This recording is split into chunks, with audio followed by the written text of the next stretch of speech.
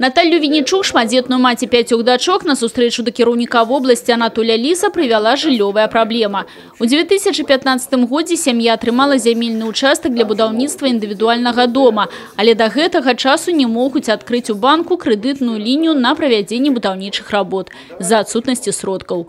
Сітуацыя з крэдытаваннем індывідуальнага будаўніцтва сапраўды зараз няпростая, адзначыў Анатоль Ліс, і даступна растлумачыў шматдзетнай маці, якім чынам яно вядзецца.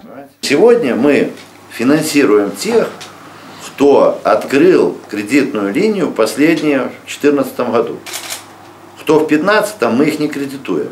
И в этом году мы должны закончить кредитовать тех, кто открыл кредитную линию в 2014 году.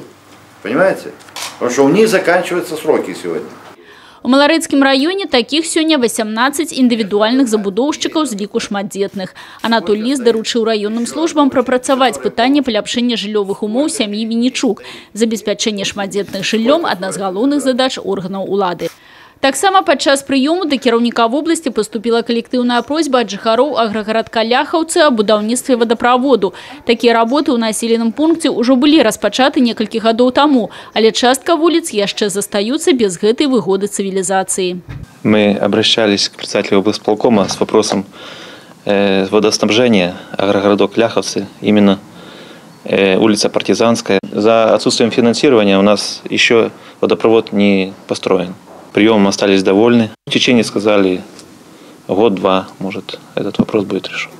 Усяго на сустрэчу з кіраўніком вобласці прыйшлі 6 жыхароў раёна з праблемамі вядзення прадпрымальніцкай дзейнасці, працаўладкавання і іншымі.